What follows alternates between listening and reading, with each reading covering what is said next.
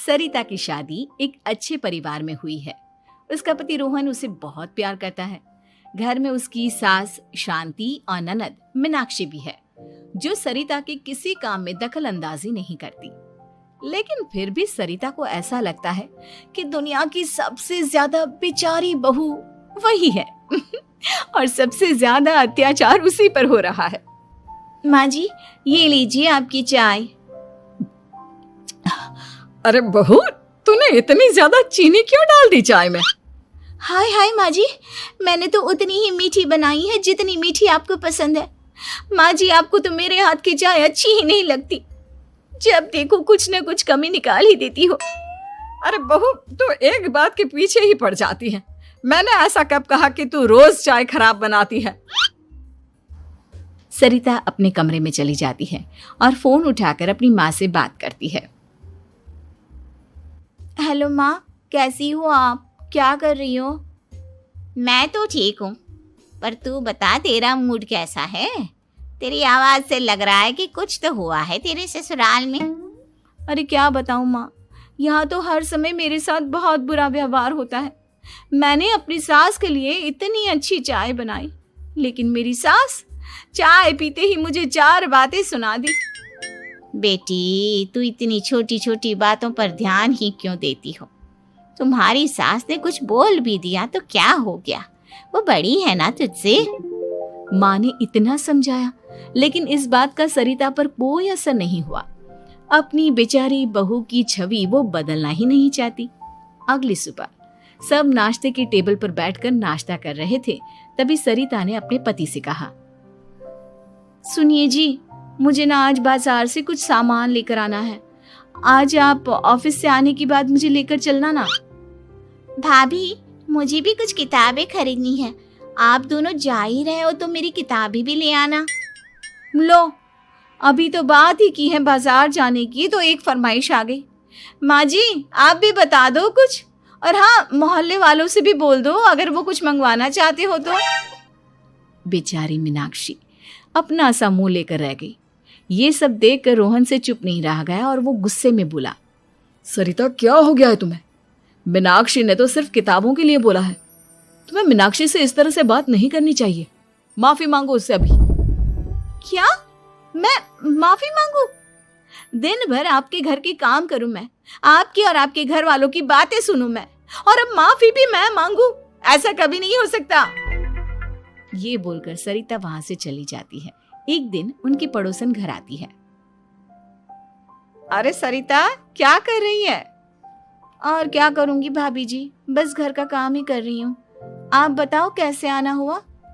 अरे मैं तो तुम्हारा हालचाल पूछने आई थी, लेकिन तुम तो बिजी लग रही हो। कोई बात नहीं, मैं बाद में आ जाऊंगी।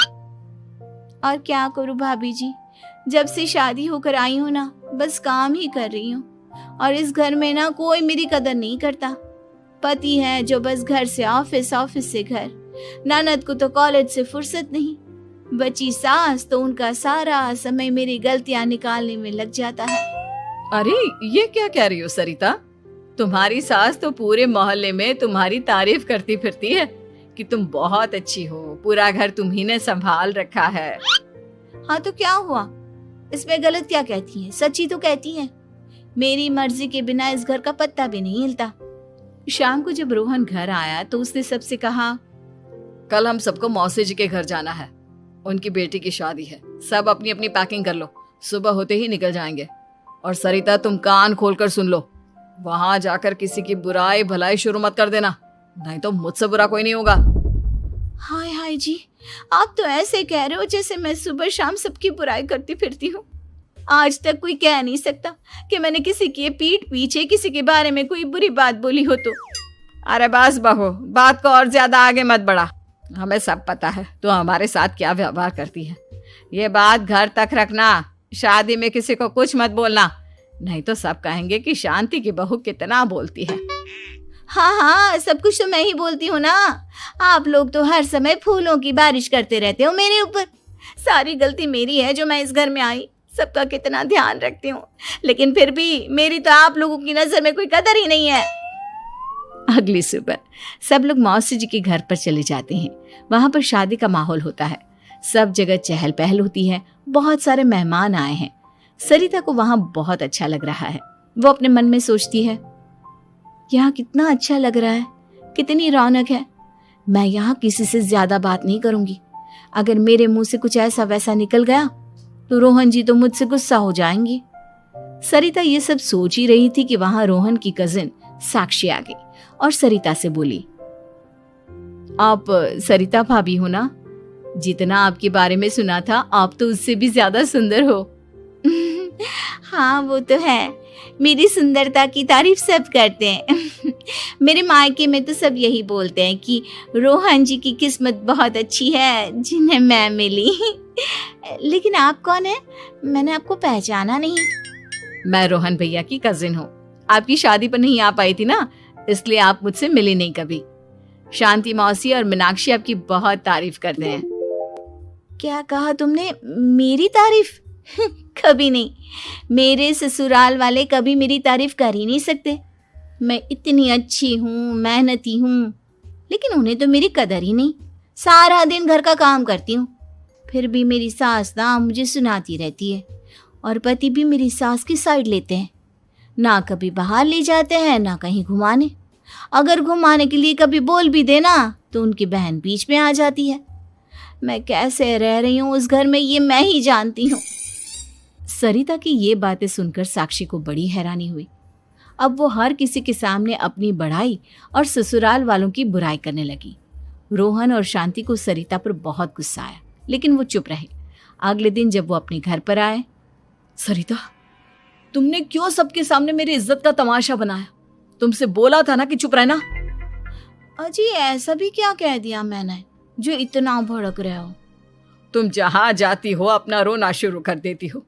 कभी किसी दूसरे की बात ही नहीं सुनती, बस अपनी कहती रहती हो। तुमने सबके सामने हमारा तमाशा बनाकर रख दिया है। हे भगवान, मुझे अपने पास बुला ले। जिस घर में मेरी कदर ही नहीं, उस घर में मेरा क्या काम? अरे क्या करूंगी मैं यहाँ रहकर? जो भी आता है मुझे सुनाकर चला जाता है। मैं तो किसी से कुछ नहीं कहती। सीधी सादी बहू मिल गई है ना सबको, तो जो जी में आए वो करो। सरिता ने अपने आगे किसी को कुछ बोलने ही नहीं दिया, और उस दिन भी उसने सबके सामने खुद को बेचारी बना ही दिया। अगले दिन मीनाक्षी कॉलेज के लिए लेट हो रही थी, इसलिए वो हर काम जल्दी जल्दी कर रही थी। अपना नाश्ता लेने किचन में गई और पतीले में रखे गरम दूध को गिलास में डालने लगी। दूध का पतीला उसके हाथ से छूट गया और गरम गरम दूध उसके हाथ पर गिर गया। ओए माँ, हाय मेरा हाथ, माँ मेरा हाथ जल गया। मीनाक्षी की आवाज सुनकर सरिता दौड़ती हुई आई। ये क्या किया तुमने? तुम्हें नाश्ता चाहिए था तो मुझसे बोल देती, मैं क्या मना कर देती? अब पता नहीं कितने दिन की मुसीबत पाल ली तुमने। सरिता मीनाक्षी को उसके कमरे में ले गई और उसका बहुत ख्याल रखा। उसका इस तरह से ख्याल रखना शांति और रोहन को थोड़ा अजीब लगा। माँ, सरिता के दिमाग का भी कुछ पता नहीं। कल शादी में सबको इतना कुछ बोल कर आई है हमारे बारे में, और अब मीनाक्षी की कितनी अच्छी देखभाल कर रही है। ये ऐसा क्यों करती है?